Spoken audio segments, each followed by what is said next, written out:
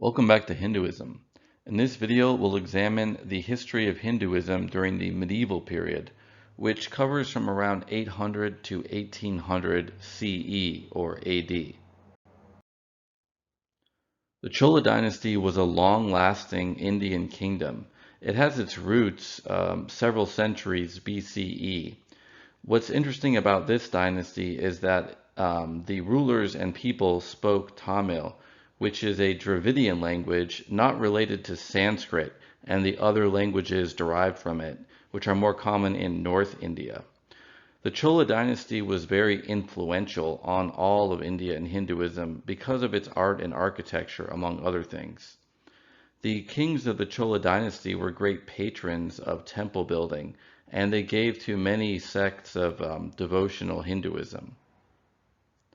The Chola Empire reached its height from around 848 to 1070 CE. The Chola Empire brought Indian culture and religion, especially Hinduism, to Southeast Asia. So worship of Vishnu and Shiva, for example, spread to countries such as what's now Thailand and Malaysia and Indonesia. Hinduism spread to Southeast Asia as a result of contact with kingdoms such as the Chola Empire and others. Trade and migration were also important factors in the spread of Hinduism. When we say Southeast Asia, we're talking about modern nations such as Myanmar, Thailand, Malaysia, and Indonesia. So there were different types of Hinduism that spread to Southeast Asia, including Brahmanism, which is focused on the Veda and rituals performed by Brahmins or priests, devotional Hinduism or Bhakti, which was dedicated primarily to Shiva and then also Vishnu later on, and also aspects of Hindu culture such as the epic Ramayana, which is still quite popular among many Southeast Asian nations today. One of the largest temples in the world is at Angkor Wat in what's now Cambodia. This was an ancient temple dedicated to the god Vishnu, built in the early 12th century CE. Later in the 12th century CE, it also began to be used as a Buddhist temple. This indicates the gradual shift of the religion of Southeast Asia from the native animism or worship of many spirits of nature to Hinduism as a result of patronage by the kings and the ruling class, and then later to Buddhism. So nowadays, Hinduism is quite rare in Southeast Asia. It was mostly replaced by Buddhism and then by Islam. In the modern nation of Indonesia, for example, the majority of people are Muslim, although the island of Bali is an exception. It's one of the few areas of Indonesia that still retains a version of Hinduism, which has also been mixed with local customs. There are some other survivals of Hinduism in Southeast Asia. So for example, some Hindu gods and symbols are used by Buddhists in Southeast Asia. There's a temple of Brahma, the Hindu creator god, in Bangkok, Thailand, for example. And another example of this is that the names of the kings of Thailand are traditionally taken from Sanskrit and reference Hindu terms such as Rama. So the Buddhism, even though it began in India and flourished there for many centuries, including during the Gupta Empire, it eventually fell into decline and almost completely disappeared from India or South Asia. After the Gupta Empire, Buddhism declined, in part because of Hun invasions of the 5th century, from which it never fully recovered. It did persist, though, for many centuries and continued to be influential in terms of the philosophy produced by different Buddhist sects, and also as a place of pilgrimage for Buddhists from other parts of Asia. One of the reasons why Buddhism declined, in addition to invasion and lack of support from kings, was the rise of Bhakti Hinduism and Vedanta. So Bhakti or devotional Hinduism proved quite popular both among kings and among the common people. And so Buddhism probably lost some adherents because of the rise of Bhakti.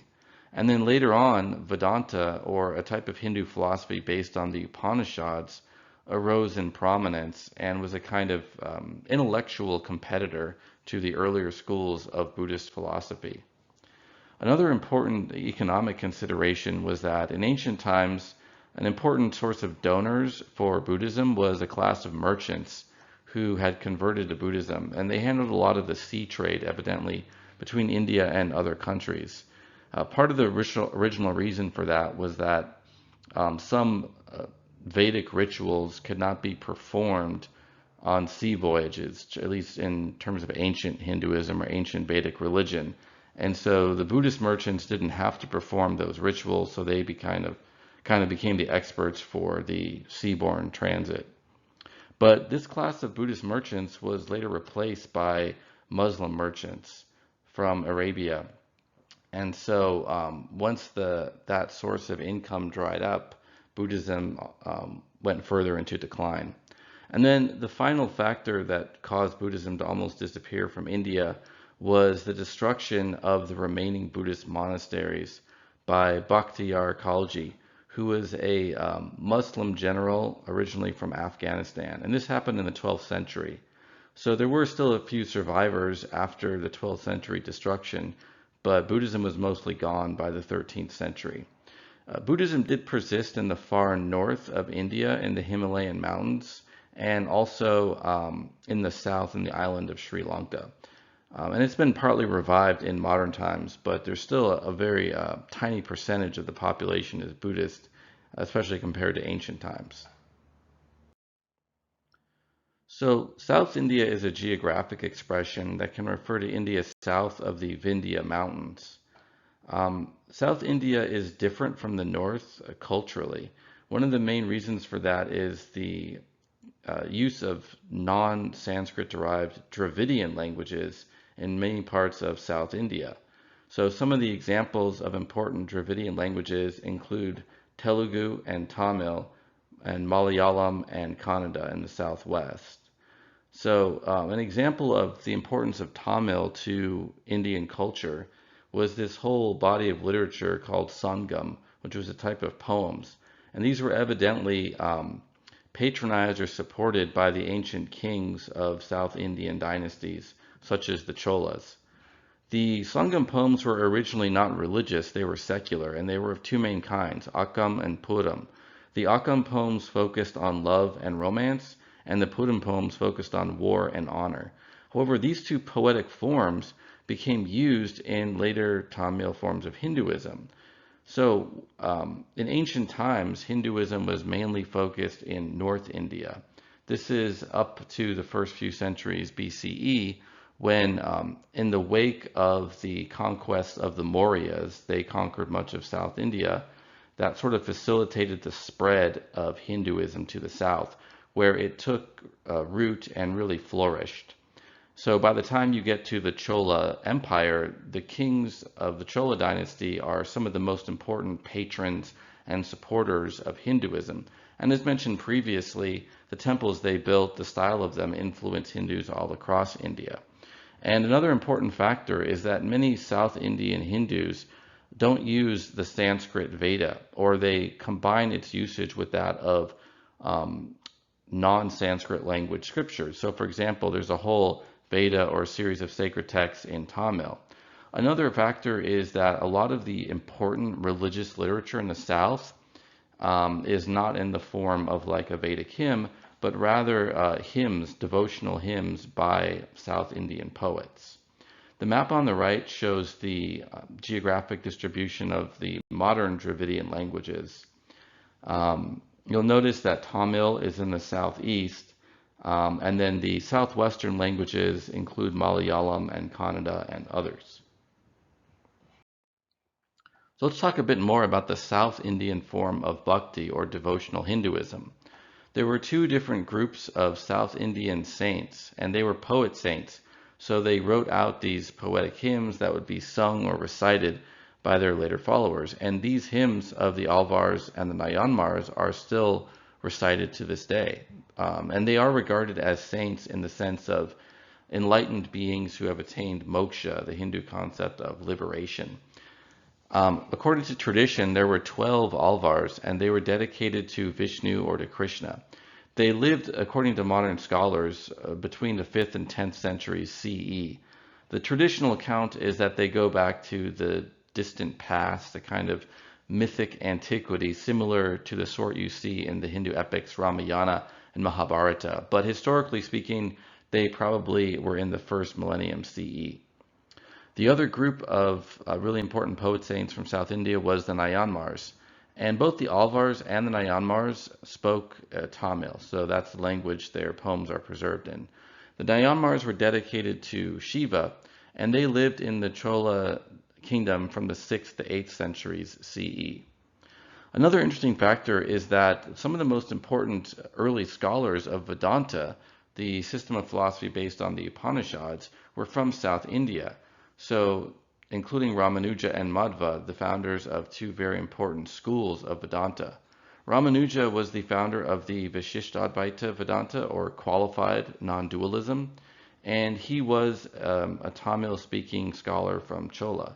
He was also an Alvar, a follower of Vishnu. And because of his religious background, that was probably one of the reasons why he wanted to create a version of Vedanta that was more compatible with the dualistic tendencies of devotional Hinduism. And Madhva was also from South India, but he was from Karnataka, or what's now Karnataka, where the most common language is Kannada, as opposed to Tamil. And Madhva also was a devotional Hindu. He emphasized the importance of devotional Hinduism even more than Ramanuja had, saying that you have to practice bhakti or devotion to attain moksha. And he advocated a more strictly dualist perspective, according to which God is really a separate being from worshippers. The image on the right is of Andal, the only female one of the Alvars. There have been female saints in Hinduism going back to ancient times, but they're not as common as men. But as this example of Andal indicates, they do exist. Another aspect of South Indian devotional Hinduism, or bhakti, is the movement of the Veerashaivas, and today they're known as Lingayats. This began in the 12th century CE by a sage or scholar named Basava in what's now Karnataka in southwest India. The Veerashaivas are distinctive among Hindus because they are monotheistic. They only worship Shiva and not other Hindu gods.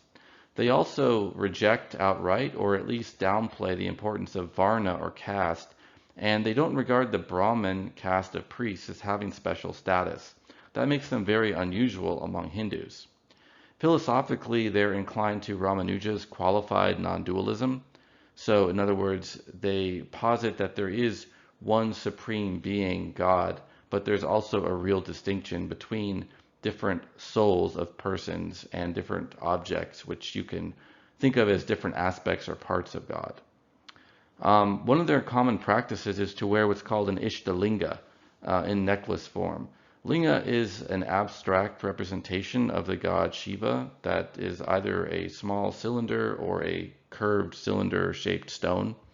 And you can see a picture of a fine Ishtalinga on the right. They're worn in malas or necklaces, and the actual linga is going to be inside the metal container at the bottom. So there's actually dispute about whether Veerashaivas, or Lingayats as they're now known, actually count as Hindu. This is not surprising, right, because they have very unusual beliefs for Hindus. Most Hindus accept the Veda and acknowledge the status of the Brahmins as being especially qualified to interpret the Veda, but some Lingayats are actually quite anti-Brahmin. So there has been a movement to classify Lingayats as their own religion, not a part of Hinduism, but so far that's been rejected by the Indian government. Islam is another really important religion in South Asia today.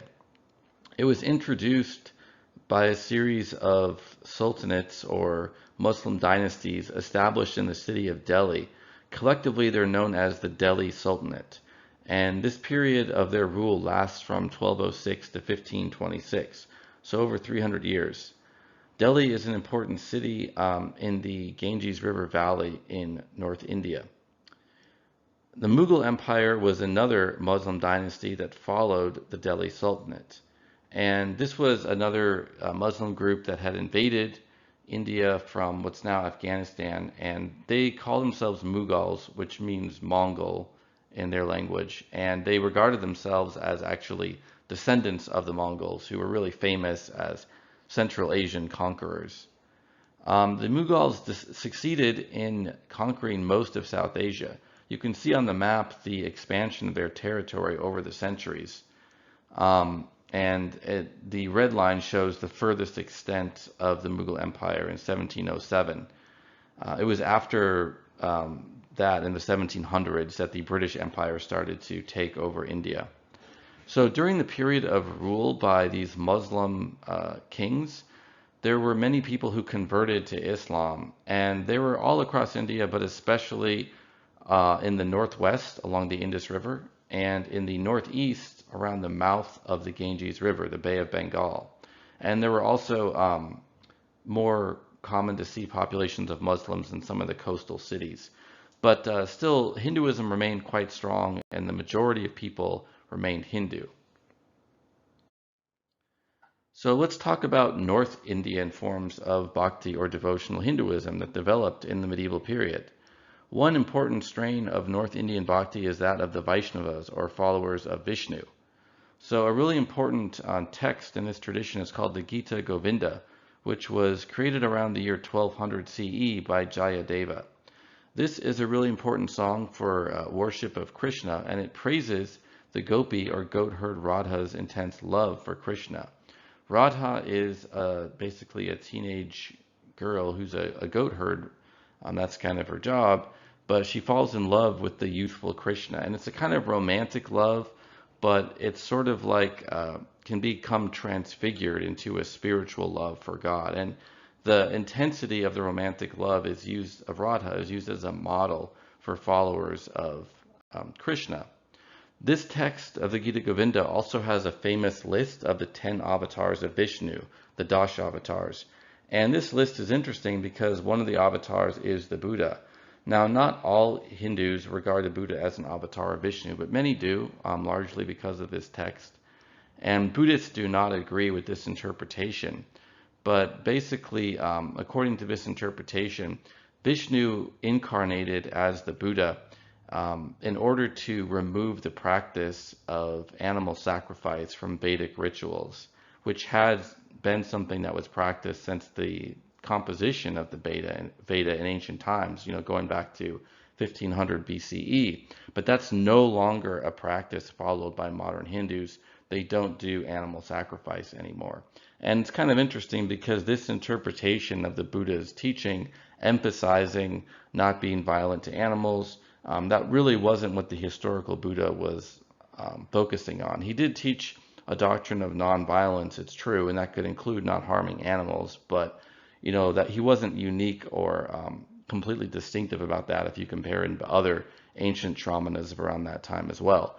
But that's kind of the role the Buddha plays in Hinduism. And it is also possible for Hindus to worship the Buddha, but if they do, they're doing so as an avatar of the god Vishnu. Another important figure in North Indian Vaishnava Bhakti was Chaitanya. He seems to have lived from around 1486 to 1583, although the exact dates of his life are somewhat uncertain. And one of Chaitanya's most distinctive teachings is that the ultimate spiritual goal should be enjoyment, but specifically enjoyment of the love of Krishna. So there's this strain of bhakti or devotional Hinduism which really puts emphasis on the purity, the intensity of the love that you have for God, and that this love can be a joyous thing. That was one of the things Chaitanya emphasized. So an example of this is advocating bursting out in joyous song and dance, singing hymns of praise of the god Krishna. The picture on the right, you can see Jayadeva worshipping Vishnu. This is from a later manuscript of the Gita Govinda. Another interesting strand of North Indian Bhakti is called Nirguna Bhakti. So this is devotion to Nirguna Brahman, Brahman without characteristics. Originally, Nirguna Brahman was developed in the Upanishads, where they emphasize the transcendental nature of the Supreme Being, that you can't really picture or imagine or intellectually conceive of or grasp Brahman, the Supreme. But that idea didn't inspire devotional Hinduism so much, at least initially. Devotional Hindus like to picture Brahman as a god or a goddess with a name and a form and elaborate, colorful imagery. But this type of bhakti goes back to the notion of Nirguna Brahman, but combines with it the kind of intensity of love and passion and commitment that you find in Bhakti Hinduism. This movement was spearheaded by several North Indian poet saints, and they had diversity of teaching, but they emphasized the unity or oneness of God. And unlike other Hindus, they also downplayed the importance of caste, of Vedic rituals, but also of using devotional images, and even as well of performing austerities or tapas like renunciates or sannyasins would do. So they retained some of the beliefs of Hinduism though. So they believed in Brahman, the supreme, and they usually believed in karma and samsara, including reincarnation as well. This Nirguna Bhakti was influenced by Islam as well as by Hinduism. And one way of understanding it is as kind of an interfaith movement that was taking the idea of Islam, of strict monotheism, and not using images of God, and kind of interpreting that from a somewhat Hindu lens of Nirguna Brahman. An example of an important figure from this movement was Kabir. His dates are uncertain, but he probably lived somewhere in the 15th century, so around 1398 to 1518 or somewhere in that range. He was born as a Muslim, and his family occupation was weaver, so that's what he did for a living. But he was a religious teacher, and he authored many poems that are still read and recited today. So Kabir is a perfect example of one of these Nirguna Brahman devotional teachers who was influenced by both Hinduism and by Islam. So he seems to accept Brahman, karma, and samsara. However, he doesn't regard himself as either Hindu or Muslim. He very clearly rejects the idea of caste and Vedic ritual or using images, but he also rejects Muslim practices. And the vision here seems to be that any person can just devote themselves to God, and they don't necessarily need to follow all the forms, patterns, or customs of a religion. Even though he did not regard himself as a Hindu, Kabir is regarded as a saint by many modern Hindus, some of whom have even tried to interpret him as having been born Hindu or from a family that was originally Hindu. But in all probability, he was a Muslim and just combined beliefs from these two religions. So another really important figure who was in this Nirguna Bhakti movement was Guru Nanak. Guru Nanak lived from 1469 to 1539, and he advocated a strict monotheism, no use of images, statues, or idols, but he also believed in karma and samsara, like Hinduism. So his teaching actually grew into a religion of its own, and nowadays that's called Sikhism or the Sikh Panth. So the picture on the right is just of Guru Nanak from a 19th century fresco. But Guru Nanak's teachings were similar to that of other devotees of Nirguna Brahman. So not really recognizing caste distinctions, not having Brahmins, not studying the Veda. The scriptures of Sikhism, though, are interesting because they contain both some Hindu hymns, some hymns from Kabir, and at least one text from a Muslim source. So it's really kind of combining different religious traditions. The Sikhs today are a small minority of the population of India, but they're quite prominent culturally, and also traditionally they've served a lot in the military. And they're mostly found in the province of Punjab in the north.